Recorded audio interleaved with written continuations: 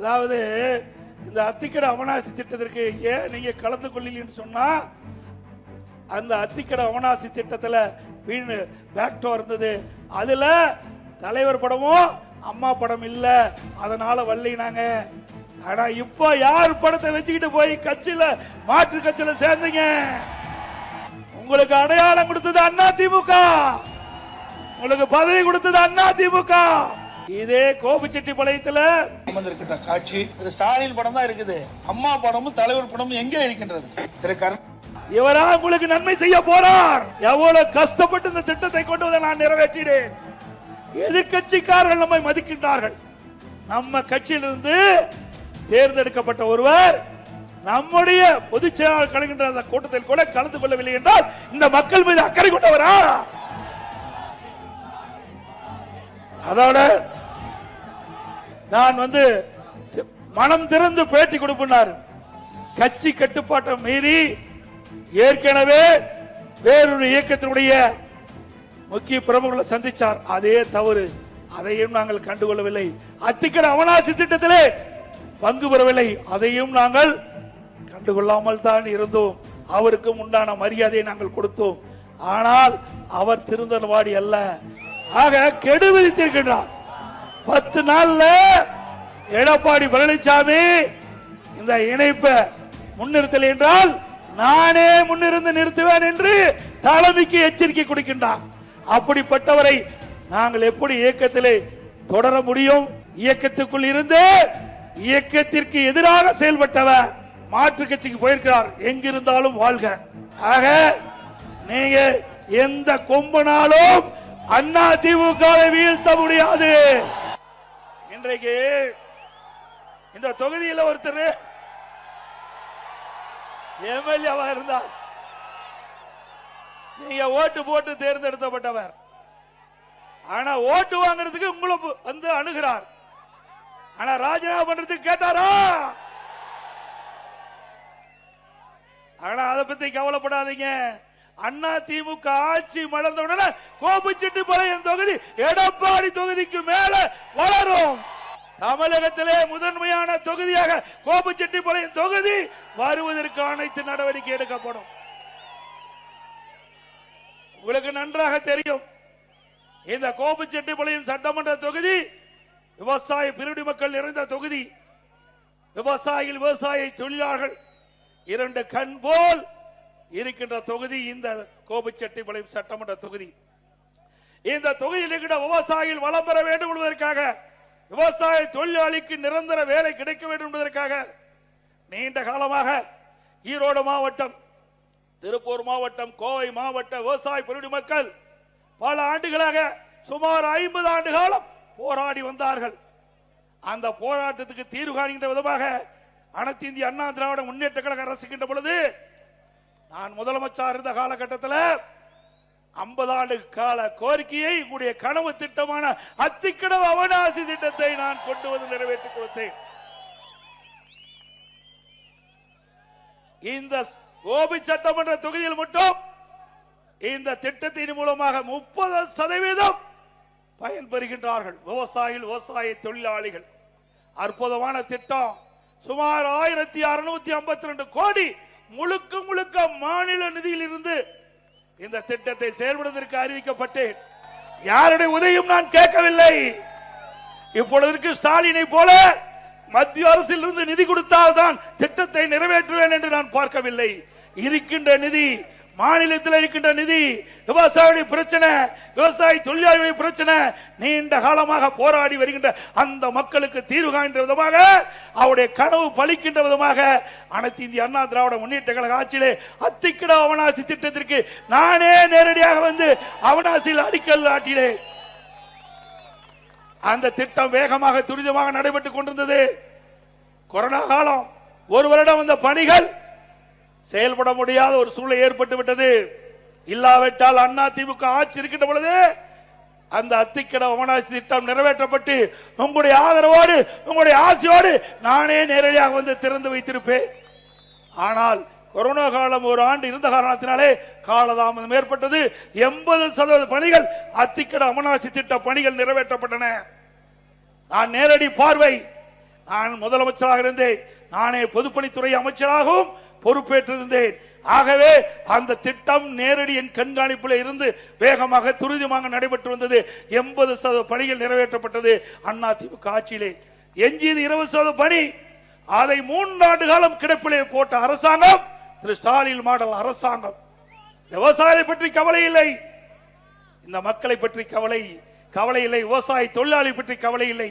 நிச்சயமாக இந்த அரசுக்கு இந்த திட்டம் முடக்கப்பட வேண்டும் என்று எண்ணினார்கள். இருந்தாலும் இந்த திட்டம் முடக்கப்பட்டால் இந்த மக்களுடைய எதிர்ப்பு கிடைத்துவிடும் என்ற ஒரே காரணத்திற்காக ஆமை வேகத்தில் அந்த திட்டத்தை மெல்ல மெல்ல பணியாற்றி கொண்டிருந்தார்கள்.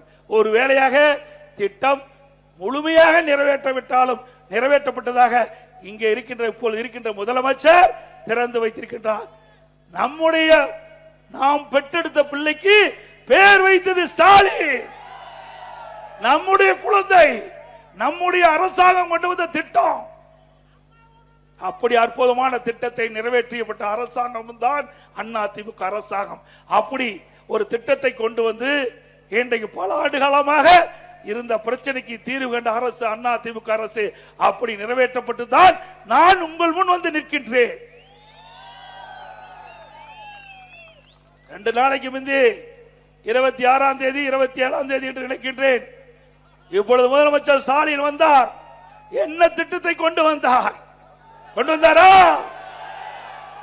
எத்தனை திட்டத்தை நான் இந்த கோபிச்செட்டிப்பாளையம் தொகுதிக்கு கொண்டு வந்து நிறைவேற்றிக்கிறோம். பொன்மனச்சம்பல் புரட்சி தலைவர் காலத்திலும் சரி, இதே புரட்சி தலைவர் அம்மா காலத்திலும் சரி, நான் முதலமைச்சர் காலத்திலும் சரி, மக்கள் என்னென்ன கோரிக்கை வைத்தார்களோ அந்த கோரிக்கையெல்லாம் ஏற்று ஒவ்வொரு திட்டமாக நாங்கள் செயல்படுத்தி கொடுத்தோம். அத்திக்கடை அமலாசி திட்டத்தை செய்து கொடுத்தோம். கலைக்கல்லூரி இங்கே கட்டி கொடுத்தோம். இங்கே கோபிச்செட்டிப்பாளையத்திலிருந்து ஈரோடு வரை அற்புதமான 4 வழிச்சாலை கொடுத்திருக்கின்றேன்.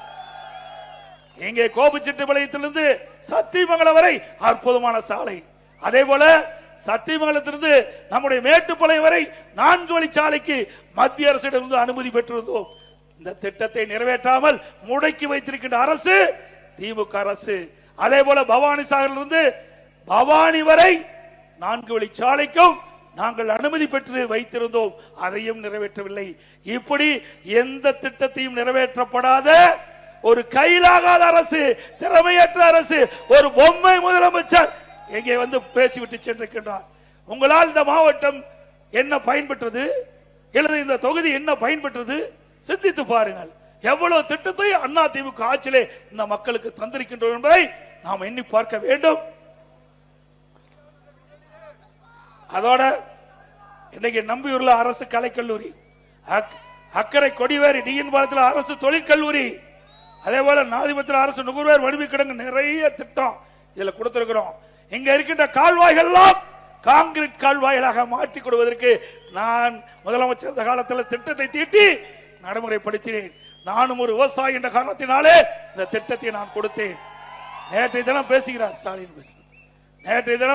நேற்றைக்கு முன்தினம் ஸ்டாலின் பேசுகிறார். எடப்பாடி பழனிசாமி தன்னை விவசாயி என்று சொல்லுகிறார். விவசாயி என்று சொல்ல மட்டுமல்ல, விவசாயி என்ற பச்சை துரோகி என்று சொல்லி இருக்கிறார். ஸ்டாலின் அவர்களே, விவசாயத்தை பற்றி உங்களுக்கு என்ன தெரியும்?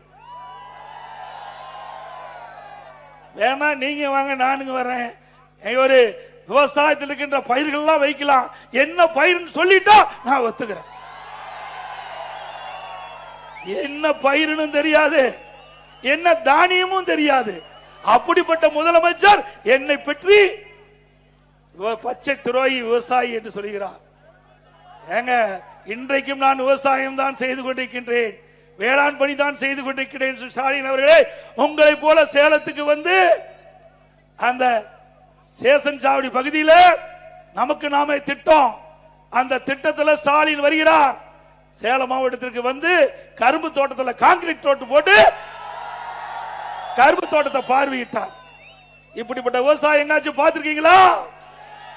அண்மையில் டெல்டா மாவட்டம் கனமழை, எல்லா வயல்களிலும் நீர் நிரம்பி அந்த நெற்பயிர்கள் எல்லாம் நீரிலே அழுகி விவசாயிகள் பாதிக்கப்பட்டான். ஓடி வந்து டெல்டா மாவட்டத்தில் நான் பார்வையிட்டேன். ஆளுங்கட்சி என்று பார்க்கவில்லை, எதிர்கட்சி இருந்தாலும் விவசாயிகளுக்கு தேவையான உதவிகளை செய்ய வேண்டும் என்ற அடிப்படையில் அதிமுக ஆளுங்கட்சியா இருந்தாலும் எதிர்கட்சியாலும் மக்களுடைய பிரச்சனை வருகின்ற பொழுது ஓடோடி மக்களுக்கு உதவி செய்கின்ற கட்சி அதிமுக கட்சி. அந்த அடிப்படையில் டெல்டா மாவட்டம் போனேன். ஆனா இங்க இருக்கின்ற முதலமைச்சர் திரைப்படம் பார்க்க போறார். திரைப்படம் பார்க்க 3 மணி நேரம் செலவழிக்கிறார். ஓட்டு போட்ட மக்கள், ஓட்டு போட்ட விவசாயிகள், ஓட்டு போட்ட விவசாயி தொழிலாளி அதை பார்ப்பதற்கு நேரம் இல்ல. அங்க தலைமைச் செயலகத்தில் ஒரு ட்ரேல அந்த அழுகி போன பயிரெல்லாம் வைத்து முதலமைச்சர் காட்டுறாங்க. இவரா முதலமைச்சர்? இவரா நாட்டு மக்களை பார்க்கிறாரு? இவரா விவசாயிகளுடைய உதவி செய்யக்கூடிய முதலமைச்சர்? இந்தியன் திருநாட்டிலேயே இப்படிப்பட்ட முதலமைச்சர் எங்கேயுமே பார்க்கல. எங்கேயாவது ட்ரெயின்ல வச்சு பார்க்கிற நிலை இருந்திருக்குதா? சொல்லுங்க, உண்டா? விவசாயிகள் தன் வியர்வையை, ரத்தத்தை வியர்வையா சிந்தி மண்ணிலே உதிர்த்து பணியாற்றக்கூடிய விவசாயி. அப்படிப்பட்ட விவசாயி அந்த நெற்பயிர்கள் எல்லாம் கனமழையில் அந்த தண்ணீரில் மிதந்து கொண்டிருக்கின்றது. அதை கூட பார்க்க மனமில்லாத முதலமைச்சர் இன்றைய முதலமைச்சர். இவரா நாட்டு மக்களுக்கு நன்மை செய்ய போறார்? சிந்திச்சு பாருங்க. இதே அனைத்து இந்திய அண்ணா திராவிட முன்னேற்ற கழக அரசு கிட்ட பொழுது டெல்டா மாவட்டம் ஒவ்வொரு முறை பாதிக்கின்ற பொழுதும் ஓடோடி பார்த்து அந்த விவசாயிகளுக்கு அணுகி அவளுக்கு என்ன தேவை, ஒரே ஆண்டில் 2 முறை விவசாயிகள் பெருங்குடி மக்களுக்கு நிவாரணம் அளித்த ஒரே அரசாங்கம் அதிமுக அரசாங்கம். இயற்கை சீற்றம், மழை வந்தாலும் சரி, புயல் வந்தாலும் சரி, விவசாயிகள் பாதிக்கப்படுகின்ற பொழுதெல்லாம் ஓடோடி விவசாயிகளுக்கு உதவி செய்த ஒரே அரசாங்கம் அதிமுக அரசாங்கம். விவசாயிகளுக்கு பயிர் காப்பீட்டு திட்டத்தில் இந்தியாவிலேயே விவசாயிகளுக்கு அதிகமா இழப்பீடு தொகை பெற்று தந்த ஒரே அரசாங்கம் அதிமுக அரசாங்கம். அதே போல வறட்சி, நான் பதவி ஏற்கின்ற பொழுது கடுமையான வறட்சி 2017 விவசாயிகள் பயிரிட்ட பயிர்கள் எல்லாம் கருகி போய்விட்டது வெயிலிலே, தண்ணீர் இல்லாமல். அப்படி பாதிக்கப்பட்ட விவசாயிகளுக்கெல்லாம் இந்தியாவிலேயே வறட்சி நிவாரணம் கொடுத்த அரசாங்கம் அதிமுக அரசாங்கம். இதையெல்லாம் விவசாய மக்களுக்காக கொடுக்கப்பட்டது. குடிமராமத்து திட்டம் பல ஆண்டுகளாக ஏரி குளம் குட்டை தூர்வாராமல் இருந்தது. அந்த ஏரி குளம் குட்டைகள் எல்லாம் அதிமுக ஆட்சியில் குடிமராமத்து திட்டத்தில் முழுக்க முழுக்க விவசாய பங்களிப்போடு அந்த திட்டத்தை நிறைவேற்றினோம். மழைக்காலத்தில் பெய்கின்ற நீர் ஒரு சொட்டு நீர் கூட வீணாகாமல் ஏரி குளம் குட்டையில நாங்க தேக்கி வச்சோம். இது அதிமுக சாதனை. இப்படி ஒரு சாதனையாவது திமுக ஆட்சியில் இந்த ஈரோடு மாவட்டத்தில் செஞ்சிருக்காங்களா?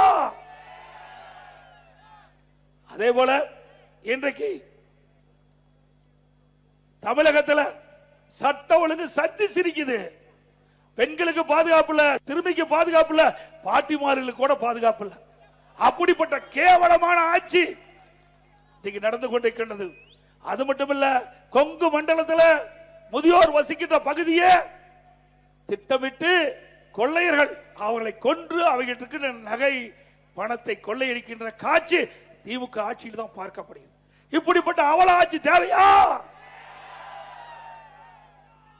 ஆக திராவிட முன்னேற்ற கழகம் 4 அதிகார மையம், ஒரு முதலமைச்சர் இருந்தாவே தாக்கு பிடிக்க முடியாது. தமிழகத்தில் 4 முதலமைச்சர் இன்றைக்கு தமிழ்நாட்டு மக்கள் ஆட்டி படுத்திக் கொண்டிருக்கிறார்கள். ஒரு திரு ஸ்டாலின், திரு உதயநிதி ஸ்டாலின், திரு சபரீஸ்வரன், திரு ஸ்டாலினுடைய மனைவி துர்கா, 4 பேர் ஆட்டி படைச்சிட்டு இருக்கிறாங்க.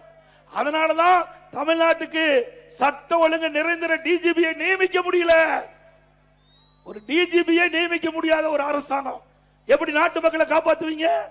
ஒரு நிரந்தர டிஜிபி, சட்ட ஒழுங்கு நிரந்தர டிஜிபி இருந்தா தான் அவர்கள் காவலர்களை சரியான முறையிலே வழி நடத்துவார்கள். தமிழகத்திலே சட்ட ஒழுங்கு பாதுகாக்க முடியும். ஆனால் திராவிட முன்னேற்ற கழகம் பல முறை சொல்லி குறிப்பிட்டு விட்டோம். தொலைக்காட்சியின் வாயிலாக, அறிக்கையின் வாயிலாக, பேட்டியின் வாயிலாக தெரிவித்து விட்டோம். இதுவரை நிரந்தர டிஜிபி சட்ட ஒழுங்கு நியமிக்கப்படவில்லை. இன்றைக்கு ஒரு டிஜிபி பணி ஓய்வு பெறுது என்று சொன்னால் 3 மாதத்துக்கு முன்பாகவே மத்திய யூபிஎஸ்சிக்கு அனுப்ப வேணும், மத்திய பணியாளர் தேர்வாணையத்துக்கு அனுப்ப வேணும். அந்த பட்டியலிருந்து 3 டிஜிபிகள் அதிலிருந்து தேர்வு செஞ்சு மாநில அரசுக்கு அனுப்புவாங்க. அதில் ஒரு டிஜிபியை நியமிக்க வேணும். இதுல என்ன உனக்கு கஷ்டமா இருக்குது? ஏன்னா அவருக்கு தேவையானவர்கள் இது இடம்பெறல. திமுகவுக்கு ஜாலரை போட்ட டிஜிபி இதுல இடம்பெறல. அதனால உச்ச நீதிமன்றம் போய் இன்றைக்கு அந்த வழக்கு நடந்து கொண்டிருக்கிறது. இப்படிப்பட்ட ஆட்சி தேவையா? அதோட போதைப் பொருள் கேட்க வேண்டிய அவசியமே இல்லை. எது கிடைக்குதா இல்லையோ போதைப் பொருள் நிறைய கிடைக்குது. எங்க பார்த்தாலும் போதை ஆசாமியால கொலை கொள்ளை திருட்டு பாலியல் வன்கொடுமை நடக்காத நாளே இல்லை. நீங்க அப்பெல்லாம் தொலைக்காட்சியில் பாத்தீங்கன்னா வெள்ளி என்ன நிலவரம், தங்க என்ன நிலவரம்னு பார்ப்போம். இப்ப கொலை என்ன நிலவரம்னு பார்க்கிறோம். கொலை என்ன நிலவரம்னு பார்க்கின்ற ஆட்சி திமுக ஆட்சி.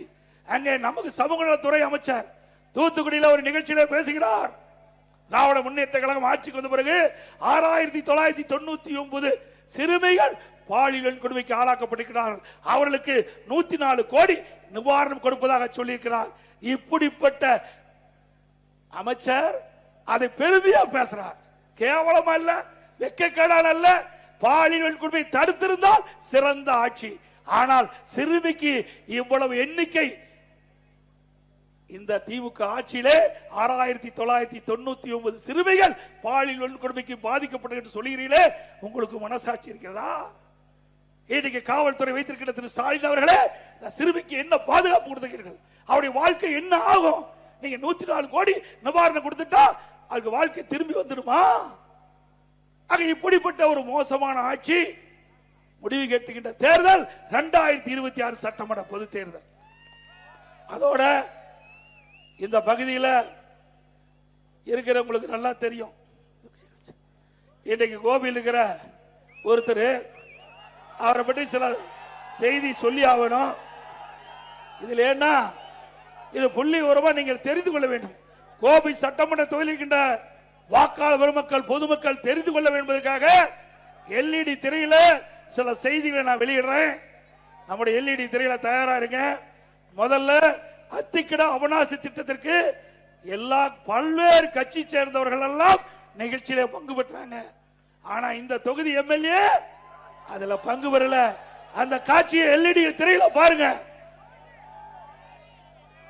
அத்திக்கடவு அவிநாசி திட்ட கூட்டமைப்பு என்பது அரசியல் கட்சியை சார்ந்தது அல்ல. இதில் பல்வேறு அரசியல் கட்சியை சார்ந்த விவசாயிகளும் தாங்கள் விவசாயிகள் என்று ஒரே குடையின் கீழ் இணைந்து எங்களுடைய வாழ்க்கை போராட்டமான அத்திக்கடவை நீரை தேடுவதற்காகத்தான் இந்த கூட்டமைப்பு உருவாக்கப்பட்டது. இந்த கூட்டமைப்பு இந்த நிகழ்விற்காக அனைவருக்கும் நாங்கள் அழைப்பு கொடுத்திருந்தோம். அதே மாதிரி செங்கோட்டையன் ஐயா அவர்களுக்கும் அழைப்பு கொடுத்திருந்தோம். இந்த நிகழ்வு, இந்த நோட்டீஸ்ல படம் போடலின்னு சொல்ற அந்த கேள்வி எல்லாமே அதை பொறுத்த அளவுக்கு நாங்கள் அரசியல் கட்சி சார்ந்தவர்கள் அல்ல. அந்த அத்திக்கடவு அவனாசி திட்ட நேற்று பொதுச்செயலாளர் கலந்து கொண்ட நிகழ்ச்சி நீங்க புறக்கணிச்சுதான் அவர் கொடுத்தார். அதாவது இந்த அத்திக்கட அவனாசி திட்டத்திற்கு ஏன் நீங்க கலந்து கொள்ளலன்னு சொன்னா, அந்த அத்திக்கட அவனாசி திட்டத்துல பேக்டோ இருந்தது. அதுல தலைவர் படமும் அம்மா படம் இல்ல, அதனால வல்லினாங்க. ஆனா இப்ப யார் படத்தை வச்சுக்கிட்டு போய் கட்சியில மாற்று கட்சியில சேர்ந்தீங்க? உங்களுக்கு அடையாளம் கொடுத்தது அண்ணா திமுக, உங்களுக்கு பதவி கொடுத்தது அண்ணா திமுக. இதே கோபிச்செட்டிப்பாளையத்தில்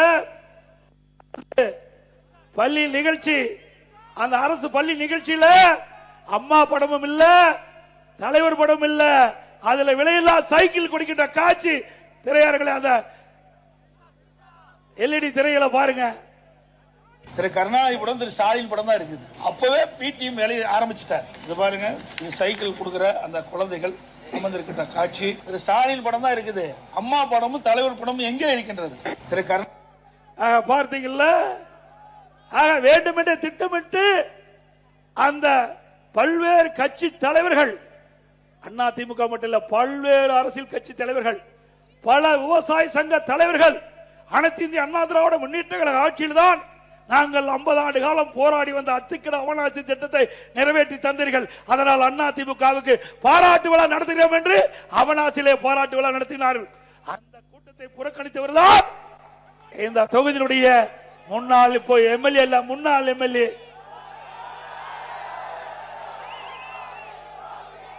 இவரா உங்களுக்கு நன்மை செய்ய போறார். எவ்வளவு கஷ்டப்பட்டு இந்த திட்டத்தை கொண்டு வந்து நான் நிறைவேற்றினேன். எதிர்கட்சிக்காரர்கள் நம்மை மதிக்கின்றார்கள். நம்ம கட்சியிலிருந்து தேர்ந்தெடுக்கப்பட்ட ஒருவர் நம்முடைய பொதுச் செயலாளர் கலக்கின்ற அந்த கூட்டத்தில் கூட கலந்து கொள்ளவில்லை என்றால் இந்த மக்கள் மீது அக்கறை கொண்டவரா? அதோட இன்னொன்னு, அண்மையில் ஒரு மாசத்துக்கு மீது நினைக்கிறேன், அவர் நான் மனம் திறந்து பேட்டி கொடுப்பார். கட்சி கட்டுப்பாட்டை மீறி ஏற்கனவே வேறொரு இயக்கத்தினுடைய முக்கிய பிரமுகர்களை சந்திச்சார். அதே தவறு, அதையும் நாங்கள் கண்டுகொள்ளவில்லை. அத்திக்கடை அவனாசி திட்டத்திலே பங்கு பெறவில்லை, அதையும் நாங்கள் கண்டுகொள்ளாமல் தான் இருந்தோம். அவருக்கும் உண்டான மரியாதையை நாங்கள் கொடுத்தோம். ஆனால் அவர் திருந்தல்வாடி அல்ல. அதற்கு மாறாக நான் மனம் திறந்து பேசுகிறேன் என்று சொல்லி இங்கே கோபிச்செட்டிப்பாளையத்திலே ஒரு பேட்டி கொடுக்கிறார். அந்த பேட்டியிலே அவர் சொன்ன செய்தி அங்க எல்இடி திரைக்காட்சியில பாருங்க. 10 நாள் என்னுடைய கருத்தை பிரதிபலித்திருக்கிறேன். இதற்கு ஒரு காலக்கெடு வைத்திருக்கிறேன். ஆக கெடு விதித்திருக்கிறார். 10 நாள்ல எடப்பாடி பழனிசாமி இந்த இணைப்பை முன்னிறுத்தல் என்றால் நானே முன்னிருந்து நிறுத்துவேன் என்று தலைமைக்கு எச்சரிக்கை கொடுக்கின்றார். அப்படிப்பட்டவரை நாங்கள் எப்படி இயக்கத்திலே தொடர முடியும்? அப்படிப்பட்டவரை எப்படி இயக்கத்திலே தொடர்வதற்கு தலைமை அனுமதிக்கும் என்பதை எண்ணிப்பார்கள். மூத்த தலைமை கழக நிர்வாகிகளோடு கலந்து ஆலோசித்து தலைமைக்கு எதிராக பொது வெளியிலே பேட்டி கொடுத்ததுனால அவர் பதவியை விடுவித்தோம். அப்பொழுதாவது திருந்துவார் என்று பார்த்தோம். அப்பொழுதும் திருந்தவாடி அல்ல. பிறகு மரியாதைக்குரிய தேசிய தலைவராக விளங்கிய பசுமன் ஐயா முத்துராமலிங்க தேவர் நினைவிடத்திற்கு போனாங்க. அங்க போகும்போது அனைத்து இந்திய அண்ணா திராவிட முன்னேற்ற கழக அடிப்படை உறுப்பினர் நீக்கப்பட்டவரோடு எந்த தொடர்பு வைத்துக் கொள்ளக்கூடாது என்று பொதுக்குழுவில் நிறைவேற்றப்பட்டு தீர்மானிக்கப்பட்டிருக்கிறது. அப்படி பொதுக்குழுவால் அடிப்படை உறுப்பினர் நீக்கப்பட்டவர்கள் அவரோடு எந்த உறுப்பினரும் எந்த கட்சி நிர்வாகிகளும் தொண்டரும் அவளோடு தொடர்பு வைத்துக் கொள்ளக்கூடாது என்று பொதுக்குழு தீர்மானம் நிறைவேற்றப்பட்டிருக்கிறது. அப்படி இருக்கின்ற பொழுது அந்த பொதுக்குழு தீர்மானத்திற்கு எதிராக அவர் நீக்கப்பட்டவரோடு அந்த நினைவிடத்துக்கு செல்கிறார். பிறகு வேறு என்ன செய்ய முடியும்? தலைமை கழக மூத்த நிர்வாகிகள் அழைத்து பேசி அவர் இனி இந்த இயக்கத்தில் தொடர்வதற்கு லாயக்கற்றவர். அதனால அவர் அடிப்படை உறுப்பினர் நீக்கி இருக்கிறோம். ஏதோ எடுத்தோம் கவைத்தோம் அல்ல. ஆனால் அவர் வேண்டுமென்றே திட்டமிட்டு கிட்டத்தட்ட 2-3 ஆண்டு காலமாக இயக்கத்துக்குள் இருந்து இயக்கத்திற்கு எதிராக செயல்பட்டவர், இயக்கத்துக்கு துரோகம் விளைவித்தவர். அதனாலதான் அவர் இன்றைக்கு அந்த அதிமுக நீக்கப்பட்டிருக்கின்றார். அது மட்டுமல்ல, இன்னொரு செய்தி, இந்த நீக்கப்பட்டவர் திரு வைத்தியலிங்கம், திரு ஓபிஎஸ் எங்க கோபிச்செட்டிப்பாளையத்தில் அவர் ஒரு கூட்டத்தை போடுறாங்க. அந்த கூட்டத்தில் திரு வைத்தியலிங்கம் அவர்கள் பேசுறார். அந்த காட்சியும் இந்த எல்இடி திரையரங்கில் பாருங்க. சீனியர்கள் நான்லாம் மதிக்கக்கூடியவர் இப்படி தப்பித்தனமாக நடந்து கொண்டாரே, ஒரு தகுதியே இல்லாமல் உங்களை ஏமாற்றி கோபிச்செட்டிப்பாளையத்திலே வெற்றி பெற்றுக் கொண்டு வந்தார். இப்படி அவர்களே பேசிட்டாங்க. யாரு இவர்?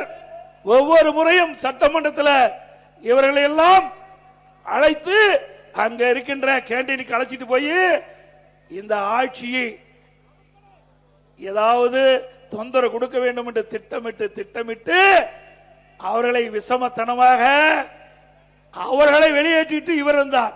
இப்பொழுது என்ன ஆச்சு?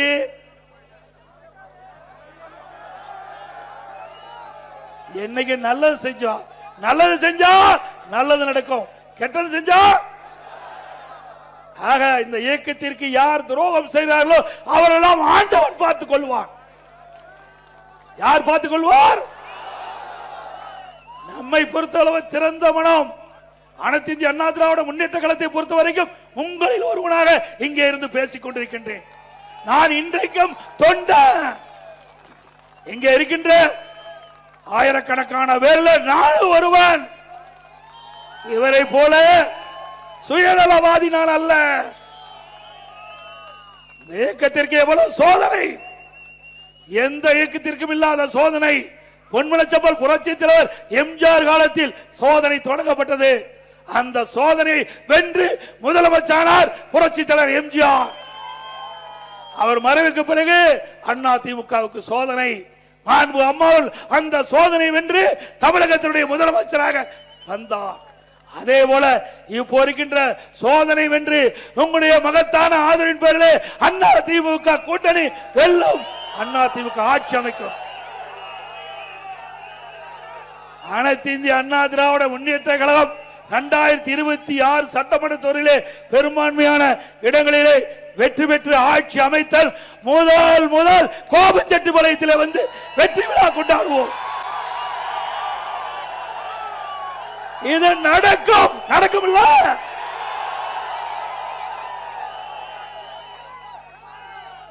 இப்போ மாற்று கட்சிக்கு போயிருக்கிறார். எங்கிருந்தாலும் வாழ்க. ஆனா போனவர் சும்மா இருந்தா பரவாயில்ல, தூய்மையான ஆட்சி கொடுப்புன்னு சொல்றார். அப்ப பொன்மனச்செம்மல் புரட்சி தலைவர் எம்ஜிஆர் இருக்கின்ற பொழுதும் சரி, மாண்பு அம்மா இருக்கின்ற பொழுது நீங்க அமைச்சரா இருந்தீங்க. நான் முதலமைச்சர் இருந்த பொழுதும் என்னுடைய அமைச்சரவையில் அமைச்சரா இருந்தீங்க. அப்பெல்லாம் தூய்மையான ஆட்சி நான் கொடுக்கலையா? நல்ல ஆட்சி கொடுக்கலையா? ஆக வேண்டுமென்றே திட்டமிட்டு துண்ட மாத்தினா அவருடைய கருத்து மாறி போச்சு. ஆக நீங்க எந்த கொம்பனாலும் அண்ணா திமுகவை வீழ்த்த முடியாது. இந்த எடப்பாடி பழனிசாமி ஒருவர் இல்ல, 2 கோடி அண்ணா திமுக தொண்டர் இருக்கின்றார். இந்த எடப்பாடி பழனிசாமி இல்ல, இங்க இருக்கிற யாராவது பொதுச் செயலாளர் வருவாங்க. அண்ணா திமுக ஜனநாயகம் உள்ள கட்சி. இது ஒருவரை நம்பி இருப்ப கட்சி இல்ல, பல்லாயிரக்கணக்கான தொண்டரை நம்பி இருக்கின்ற கட்சி. எத்தனை திரு ஸ்டாலின் அவர்கள் எத்தனை முறை நம்முடைய வீழ்த்தறதுக்கு முயற்சி செஞ்சார். அத்தனை முறையும் முறியடித்த ஒரே கட்சி அண்ணா திமுக கட்சி. சிந்திச்சு பாருங்க. முதல்ல நான் முதலமைச்சர் பொறுப்பேற்று சட்டமன்றத்தில் பெரும்பான்மை நிரூபிக்கின்ற பொழுது திரு ஸ்டாலின் எதிரே எவ்வளவு அட்டுழியம் பண்ணாங்க. சட்டமன்ற மாமன்றத்தில் சபாநாயகரை எடுத்து கீழே தள்ளி எங்க டேபிள்லாம் ஏறி டான்ஸ் ஆடினாங்க. அப்படிப்பட்ட காலகட்டத்தில் கூட துணிச்சலோடு இருந்து முறியடித்து நம்பிக்கையில்லா தீர்மானம் கொண்டு வந்தாங்க. நம்பிக்கை கோரும் தீர்மானத்தை நாங்கள் வெற்றி பெற்றோம். அப்ப ஆரம்பிச்சீங்க அண்ணா திமுக ஆட்சியை வீழ்த்துவதற்கு 4 ஆண்டு காலம் கடுமையான முயற்சி பண்ண முடியல. ஒரு அற்புதமான ஆட்சி 4 ஆண்டு காலத்தில் கொடுத்தோமா இல்லையா? எவ்வளவு திட்டம், அத்திக்கடை அவனாசி திட்டத்திலிருந்து பல திட்டங்களை கொண்டாந்தோம். இதுவரைக்கும் எந்த அரசாங்கம் கொண்டு வர முடியாத திட்டத்தை எல்லாம் கொண்டாந்தோம். ஒரே ஆண்டில் 11 அரசு மருத்துவக் கல்லூரி. ஒரு வருஷத்துல இந்திய வரலாறுல எந்த மாநிலத்திலும் ஓராண்டில் 11 அரசு மருத்துவக் கல்லூரி கொண்டு வந்து சாதனை படைக்கல. அந்த சாதனை படைத்ததும் அண்ணா திமுக அரசு. அதே போல 7 சட்டக்கல்லூரி, 5 கால்நடை மருத்துவக் கல்லூரி ஆராய்ச்சி நிலையம், மிகப்பெரிய ஆசியாவிலேயே மிகப்பெரிய கால்நடை பூங்கா 1000 கோடி தலைவாசல் கொடுத்திருக்கிறோம். அதே போல பொறியியல் கல்லூரி, வேளாண்மை கல்லூரி, ஐடி, பாலிடெக்னிக், இப்படி கலை மற்றும் அறிவியல் கல்லூரி 67 கலை மற்றும் அறிவியல் கல்லூரி கொடுத்திருக்கிறாங்க. 1 2 இல்ல, 67. இந்த ஆட்சியில கொடுக்க முடிஞ்சதா? இப்படி நம்முடைய ஏழை எளிய குடும்பத்தில் பிறந்த மாணவ மாணவி குறைந்த கட்டணத்தில் உயர்கல்வி படிக்கக்கூடிய சூழ்நிலையை அண்ணா திமுக ஆட்சியிலே உருவாக்கி காட்டணும். இது சாதனை. இப்படி ஒரு சாதனையாவது திரு ஸ்டாலின் அரசால பேச முடியுமா? பேச முடியுங்களா? இத்தனையும் செய்துதான் உங்களை வாழ்ந்து நாங்கள் சந்திக்கிறோம்.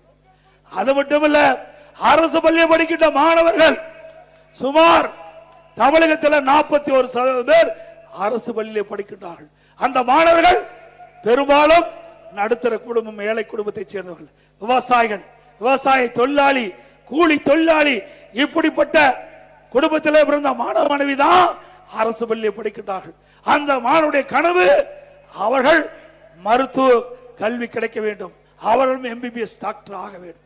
அதையும் நிறைவேற்றுவதற்காக அம்மாவுடைய அரசு 7.5% உள்ளிடஒதுக்கீடை கொண்டு வந்து சட்டம் இயற்றப்பட்டு அமுல்படுத்தப்பட்டு இந்த திட்டத்தின் மூலமாக சுமார் 3000 பேர் அரசு பள்ளியிலே படித்த மாணவ செல்வங்கள் இன்றைக்கு மருத்துவ கல்வி கிடைக்கக்கூடிய சூழ்நிலை நாங்கள் உருவாக்கி தந்தோம். அது மட்டுமல்ல, இந்த அரசு பள்ளியை படிக்கின்ற மாணவர்கள் பெரும்பாலும் ஏழை குடும்பத்தை சேர்ந்தவர்கள், மருத்துவ கல்வி கட்டண முடியாது. இந்த இடஒதுக்கீட்டிலே அவர்கள் தேர்வு செய்யப்பட்டாலும் அவர்கள் அந்த மருத்துவ கல்வி பயில முடியாத சூழ்நிலை. அது எங்களுக்கு தெரிந்தவுடன் அனைத்து இந்திய அண்ணா திராவிட முன்னேற்ற கழக அரசு இந்த திட்டத்தின் மூலமாக தேர்வு செய்யப்பட்டவர்களுக்கு முழு மருத்துவ கல்வி கட்டணம் செலுத்தும், அதையும் நிறைவேற்றி கொடுத்தோம். இதெல்லாம் அதிமுக ஆட்சியுடைய சாதனை. அது மட்டுமல்ல, இன்றைக்கு இந்த ஆட்சி பொறுப்பேற்ற பிறகு மின் கட்டணம் கிட்டத்தட்ட 63% உயர்ந்துட்டது. சிந்திச்சு பாருங்க. அதே போல இது நகராட்சி, பேரூராட்சி, மாநகராட்சியில வீட்டு வரி 100%, கடை வரி 150%, கடைக்கு பீக் அவர் அங்க வந்து டபுள் சார்ஜ் வாங்குறாங்க. இப்படி இந்த சாதாரண மக்கள் இருந்து அத்தனை மக்களும் மின் கட்டணத்தால பாய்ச்சிருக்கிறாங்க, வீட்டு வரியால பாய்ச்சிருக்காங்க. இப்படிப்பட்ட ஆட்சி தொடர வேண்டுமா? விலைவாசி மின்னை முட்டுகிட்ட அளவுக்கு உயர்ந்திருக்கின்றது. இன்னைக்கு திராவிட முன்னேற்ற கழக ஆட்சி வந்த பிறகு புள்ளி வரத்தோட நான் சொல்றேன். ஏன்னா ஒரு அரசாங்கம் மக்களை காக்க வேண்டும். விலைவாசி உயர்கின்ற பொழுது அதை கட்டுப்படுத்த வேண்டும். ஆனால் விடியா திமுக அரசு அதையெல்லாம் பொருட்படுத்தவில்லை. இன்றைக்கு பச்சரிசி 1 கிலோ அண்ணா திமுக ஆட்சியில 50 ரூபாய்க்கு இருந்தது, திமுக ஆட்சியில 77 ரூபா. பொன்னி புழுங்கரிசி அண்ணா திமுக ஆட்சியில 50 ரூபா, இப்ப 72 ரூபா. இட்லி புழுங்கரிசி 1 கிலோ 30 ரூபாய்க்கு அண்ணா திமுக ஆட்சி, இப்ப 48 ரூபா. கடலெண்ணெய் 1 கிலோ அண்ணா திமுக ஆட்சியில 130 ரூபா, இப்ப 190 ரூபா. நல்லெண்ணெய் 1 கிலோ 250 ரூபா அண்ணா திமுக ஆட்சியில, இப்ப 400 ரூபா. தோரம்பருப்பு 1 கிலோ 74 ரூபா, திமுக ஆட்சியில 130 ரூபா. உளுத்தம்பருப்பு அண்ணா திமுக ஆட்சியில 79, திமுக ஆட்சியில் 120. இப்படி ஏழை எளிய மக்கள் இந்த உணவுப் பொருள் விண்ணை முட்டுகின்ற அளவுக்கு உயர்ந்திருக்குது. இது ஏதாவது தடுப்பதற்கு நடவடிக்கை எடுத்தாங்களா? இல்ல. இதனால ஏழை மக்கள் பாதிக்கிறாங்க. ஆனா அதிமுக ஆட்சி இருக்கின்ற பொழுது விலை கட்டுப்பாட்டு நிதி என்ற ஒரு நிதி ஒதுக்கி 100 கோடி ஒதுக்கி வச்சிருந்தோம். எந்த உணவுப் பொருள் விலை ஏறியதோ அந்த உணவுப் பொருள் எந்த மாநிலத்தில் விலை குறைவாக இருக்கிறதோ அங்க கொள்முதல் செஞ்சு நம்முடைய மாநிலத்தில் விற்பனை செஞ்சு விலை ஏறாம பார்த்து கொண்ட அரசு அதிமுக அரசு. அதே போல இன்றைக்கு கட்டுமான தொழில் கடுமையா பாதிச்சிட்டு அதிமுக ஆட்சியில எம்சாண்ட் 3000 ரூபாய்க்கு வித்தது. இப்ப திமுக ஆட்சியில 5500 ரூபாய்க்கு ஒரு யூனிட் ஜல்லி அதிமுக ஆட்சியில் 2000, இப்ப 4500 ரூபாய்க்கு விக்குது. ஒரு டன் கம்பி அதிமுக ஆட்சியில் 40000, இப்ப 70000 விக்குது. ஒரு செங்கல் அதிமுக ஆட்சியில் 6 ரூபாயிலிருந்து 8 ரூபாய் வரைக்கும், திமுக ஆட்சியில் 8 ரூபாயிலிருந்து 13 ரூபாய் வரைக்கும் விக்குது. சிமெண்ட் ஒரு மூட்டை 240 ரூபாய்க்கு விக்குது, இப்ப 350 ரூபாய்க்கு விக்குது. அதுபோல மரம் 200% ஏறி போச்சு. இனி திமுக ஆட்சியில் வீடே கட்ட முடியாது. வீடு கட்டணும்னா கனவுல வீடு கட்டலாம், கனவுல பார்த்து மகிழ்ந்துக்கலாம். நிஜத்துல வீடே கட்ட முடியாது இந்த ஆட்சி இருக்கின்ற வரை.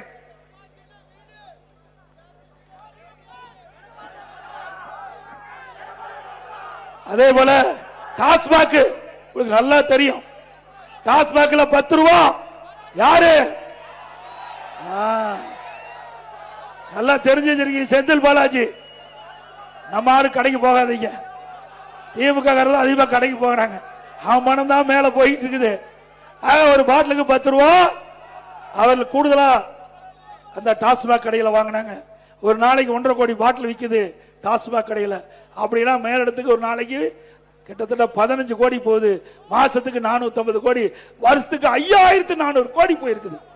4 வருஷத்துல 4.5 ஆண்டுல சுமார் 22,000 கோடி டாஸ்மாக் இருந்து மட்டும் இந்த 10 ரூபா வசூல் பண்ணி மேலிடத்துக்கு போயிருக்குது. இப்படிப்பட்ட ஊழல் அரசு தொடர வேண்டுமா? அண்ணா திமுக ஆட்சிக்கு வந்த பிறகு இதையெல்லாம் விசாரிக்கப்பட்டு இதில் யார் யார் தவறு செய்தார்களோ அவர் மீதெல்லாம் கடுமையான நடவடிக்கை எடுக்கப்படும். அதே போல நீங்க நகர்ப்புற வளர்ச்சித்துறையில அங்க பணியாளர் நியமிப்பதில் 800 கோடி ஊழல். அது இன்னும் கொஞ்ச நாள்ல போறாங்க. பாதி மந்திரி உள்ள இருப்பாங்க. தேர்தல் நேரத்தில் கவலைப்பட வேண்டியதே இல்லை. நாமெல்லாம் ஃப்ரீயா போய் ஓட்டு கேட்கலாம். ஏன்னா எங்க யாரா இருப்பாங்களோ அங்கங்க இருப்பாங்க. ஆனா எதிரியே இல்லாம போயிருவாங்க. அது எந்தெந்த கட்சியில எங்க போவாங்கன்னு தெரியாது. ஆனா பத்திரமா போய் இருக்கிற இடத்துல இருப்பாங்க. இன்றைக்கு மதுரையில பாத்தீங்கன்னா அங்க திமுக மேயர் 200 கோடி வரி வருவாயில் மட்டும் ஊழல். எந்த அரசாங்கம்? திமுக அரசாங்கம். யாருக்குறா? திமுக மேயர் மதுரையில. இந்த அரசாங்கமே கண்டுபிடிச்சிருக்குது 200 கோடி ஊழல்னு. அந்த வரி எதுக்கு போட்டாங்க? ஆட்டுக்கு, மாட்டுக்கு, பன்னிக்கு, எல்லாத்துக்கும் வரி. பன்னிக்கு போட்ட வரியில் கூட ஊழல் செய்கிற ஒரே அரசாங்கம் திமுக அரசு. எவ்வளவு கொடுமை! அதே போல திண்டுக்கல்ல ஊழல், அந்த மாநகராட்சியில. அது மட்டுமல்ல, அங்க பங்கு பிரிப்பதுல காஞ்சிபுரத்தில் பிரச்சனை, கோயம்புத்தூர்ல பிரச்சனை, திருநெல்வேலியில் பிரச்சனை. இப்படி இருக்கிற மேயர் எல்லாம் மாறி மாறி வந்திருக்கிறாங்க. அதோட எல்லாத்துக்கும் வரி போட்டாங்க. வரி போடாதே இல்லை. அதே போல அண்மையில் இன்னைக்கு அப்பொழுது நிதித்துறை அமைச்சராக இருந்தார் பழனிவேல் தியாகராஜன் ஒருத்தர். எல்லா வலைதளத்திலையும் பார்த்திருப்பீங்க. அப்போ ஒரு கருத்து சொன்னார். அந்த கருத்துல 30,000 கோடி திரு சபரீஸ்வரர் அவர்களும் திரு உதயநிதி அவர்களும் வைத்துக் கொண்டு என்ன செய்வதென்று தெரியாமல் தடுமாறி கொண்டிருக்கார் என்று ஒரு பைனான்ஸ் மினிஸ்டர், நிதி அமைச்சர் சொல்றார். இதுவரைக்கும் பதிலே இல்லை. அப்படி கொள்ளையடிச்ச பணத்தை இன்றைக்கு செலவழிச்சிட்டு இருக்கிறாங்க. இந்த பணத்தை வைத்துத்தான் தேர்தலை நம்பி இருக்காங்களே, மக்களை நம்பி இல்ல. இவ்வளவு பெரிய ஊழல்! ஒரு திரு ஸ்டாலின் அமைச்சரவையில் இருக்கின்ற ஒரு அமைச்சரே 30,000 கோடி ஊழல் திரு ஸ்டாலின் குடும்பத்தை சேர்ந்தவர்கள் கையில வைத்துக் கொண்டிருக்கின்ற தெரிவித்தால் அதுல உண்மை இருக்கும் இல்ல? இல்லைன்னா அவர் சொல்லுவாரா? எதிர்கட்சி சொன்னா கூட சொல்லலாம். ஆனா ஆளுங்கட்சி அமைச்சரே, அது நிதி அமைச்சரே சொல்றார். ஆக இதையெல்லாம் அதிமுக ஆட்சி வரை விசாரிக்கப்படும். அதோட அண்மையில திரு ஸ்டாலின் வெளிநாடு போனார். அந்த வெளிநாடு போகின்ற பொழுது ஸ்டாலின் அவர்கள் பேட்டி கொடுத்தார். அப்போ திராவிட முன்னேற்ற கழகம் ஆட்சிக்கு வந்த பிறகு 922 புரிந்துணர்வு ஒப்பந்தங்கள் போடப்பட்டது. அதுல 10,60,000 கோடி தொழில் முதலீடு ஈர்க்கப்பட்டது. அதுல சுமார் 77% புரிந்துணர்வு ஒப்பந்தங்கள் நிறைவேற்றப்பட்டது சொன்னார். அது மட்டுமல்ல, இப்படி இந்த தொழில் 922 புரிந்துணர்வு ஒப்பந்தங்கள் நிறைவேறுகின்ற பொழுது சுமார் 30 லட்சம் பேருக்கு வேலை கிடைப்பதா சொன்னாங்க. ஸ்டாலின் பேட்டியின் போது 77% புரிந்துணர்வு ஒப்பந்தம் நிறைவேற்றப்பட்டு சொன்னா 25 லட்சம் பேருக்கு வேலை கிடைச்சிருக்கணும். கோபிச்செட்டிப்பாளையத்தில் வேலை கிடைச்சிருக்குதா? கிடைச்சிருக்கா? அத்தனையும் பச்சை பொய். இங்க இருக்கிற இன்றைக்கு கொரியா நாட்டை சேர்ந்த ஹவாங்சங் நிறுவனம் ஆந்திராவுக்கு போயிட்டது. ஏன்னா எல்லாத்துக்கும் கமிஷன் இல்லாம எந்த தொழிலுமே தமிழ்நாட்டுக்கு வராது. அத்தனையும் பொய் பிரச்சாரம். ஊடகத்தின் வாயிலாக, பத்திரிகையின் வாயிலாக வெளிப்படுத்துதால உண்மையை ஒழிய வேற எதுவும் உண்மை செய்தி கிடையாது. இதே அனைத்து இந்திய அண்ணா திராவிட முன்னேற்ற கழகம் இருக்கும்போது அம்மா தொழில் முதலீட்டு மாநாட்டை நடத்தினாங்க. அம்மாவுடைய அரசு 2010 தொழில் முதலீட்டு மாநாட்டு நடத்தினோம். லட்சக்கணக்கான பேருக்கு வேலைவாய்ப்பு உருவாக்கி தந்தோம். அது அண்ணா திமுக ஆட்சியுடைய சாதனை. ஆனா திமுக ஆட்சியில அத்தனையும் பொய் செய்தி. இதற்கு வெள்ளை அறிக்கை கேட்டா வெள்ளை பேப்பரை காட்டுறார், வெள்ளை அறிக்கை கேட்டா வெள்ளை பேப்பரை காட்டுகிறார். அதுதான் உண்மை. எதுவுமே இல்ல, வெள்ளை பேப்பரை காட்டுவதுதான் உண்மை. அதே போல ஸ்டாலின் பேப்பர் உங்களோட ஸ்டாலின் வீடு வீடா வந்திருப்பாங்க, உங்களுக்கு நல்லா தெரியும். இப்படி வீடு வீடா வந்து உங்களுக்கு என்ன குறை இருக்குதுன்னு கேட்டிருப்பாங்க. நகரத்தில் பேரூராட்சியெல்லாம் கேட்டாங்களா? இதுல 13 துறை 54 பிரச்சனை தீர்த்து வைப்பாங்களாம். இது நடக்கிற காரியமா? எப்படி மக்களை ஏமாத்துறாரு பாருங்க. இதுவரைக்கும் மக்களை கண்டுக்கல.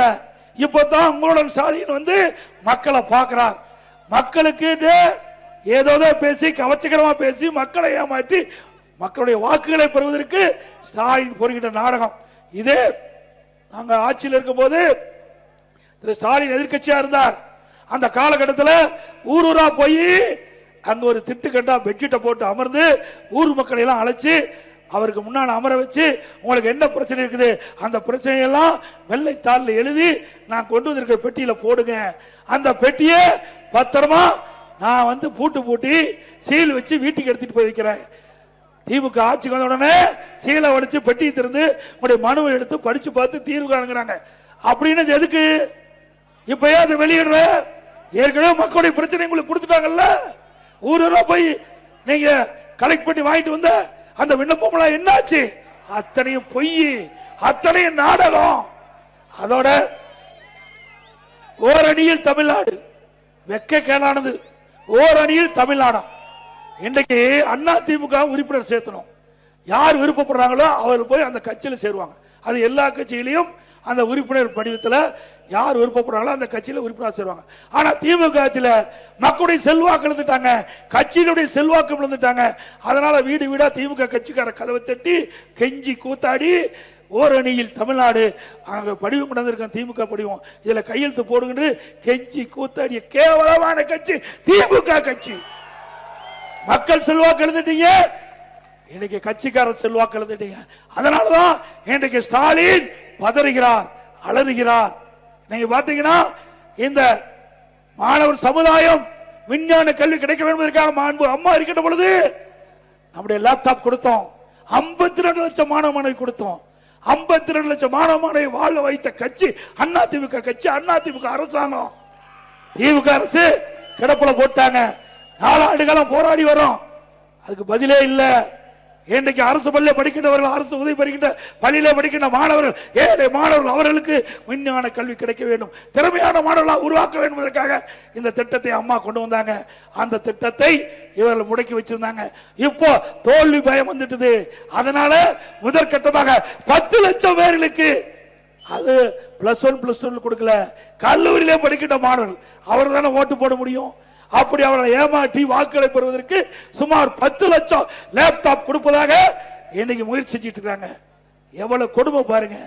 இவர்கள் மக்களை பற்றி சிந்திக்கல, மாணவர்களை பற்றி சிந்திக்கல, மாணவருடைய எதிர்காலத்தை பற்றி சிந்திக்கல.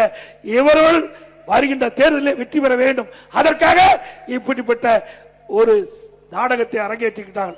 அது மட்டுமல்ல, இன்றைக்கு எப்பொழுது பார்த்தாலும் சாரி சொல்லுகிறார், உரிமை தொகை கொடுத்தோம், உரிமை தொகை கொடுத்தோம் என்று.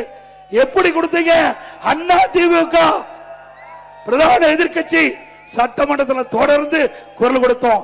நீங்க தேர்தல் நேரத்தில் இந்த மகளிருக்கு குடும்ப தலைவிக்கு 1000 ரூபாய் மாதந்தோறும் உரிமை தொகை கொடுப்பதாக வாக்குறுதி கொடுத்தீர்கள். அதை நம்பி நம்முடைய தாய்மார்கள் வாக்களித்து நீங்கள் வெற்றி பெற்று முதலமைச்சர் ஆக்கிறீர்கள். நீங்கள் கொடுக்கப்பட்ட வாக்குறுதி நிறைவேற்ற வேண்டும் என்று தொடர்ந்து சட்டமன்றத்தில் அழுத்தம் கொடுத்தோம். எங்களுடைய சட்டமன்ற உறுப்பினர் சட்டமன்றத்தில் அழுத்தம் கொடுத்தாங்க. அதோட அது மட்டுமல்ல, தொலைக்காட்சி வாயிலாக நாங்கள் பேட்டி கொடுத்தோம், அறிக்கையின் வாயிலாக பேட்டி கொடுத்தோம். வேற வழி இல்லாம 28 மாதம் கழிச்சு தான் அந்த உரிமை தொகை கொடுத்தாங்க. இப்போ மக்கள் செல்வாக்கு இழந்த காரணத்தினால இப்போ ஸ்டாலின் அறிவிச்சிருக்கார், மேலும் 30 லட்சம் பேர்களுக்கு விதியை தளர்த்தி கொடுப்பேன் என்று அறிவித்து கொடுத்திருக்காரு. இன்னும் 5 மாசம், 5 மாசத்துக்கு 5000 ரூபாய் கிடைக்கும். ஆக ஏற்கனவே 28 மாசம் போயிடுது முன்னாடி கொடுத்தவங்களுக்கு. இப்போ 55 மாசம் போயிடுது, மேலும் 5 மாசம் தான் இருக்குது. இது எதற்காக கொடுக்கறாங்க? அந்த குடும்ப தலைவி கஷ்டப்படுறான்னு கொடுக்கல, திமுக வெற்றி பெறுவதற்காக அவருடைய வாக்கு வேணும், அதற்காக கொடுக்கறாங்க. மக்கள் விழிப்போடு இருக்கிறாங்க. நீ என்ன செஞ்சாலும் அடுத்த முறை அண்ணா திமுக கூட்டணி வெற்றி பெறுவதற்கு அவர் வாக்களிப்பார்கள்.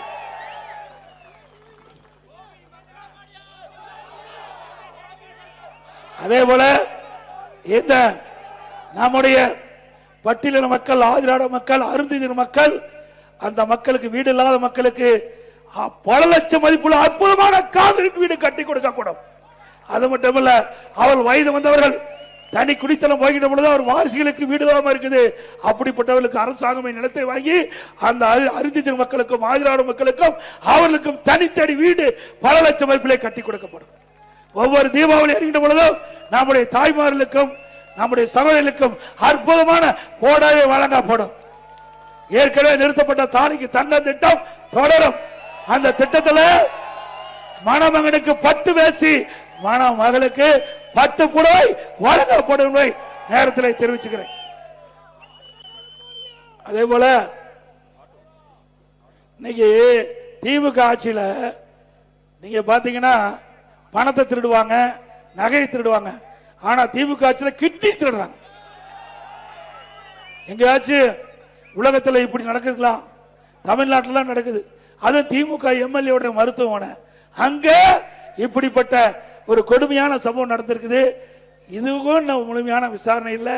அண்ணா திமுக ஆட்சி வந்த பிறகு இதையெல்லாம் விசாரித்து உரிய நடவடிக்கை எடுக்கப்படும் என்பதை இந்த நேரத்தில் தெரிவித்து,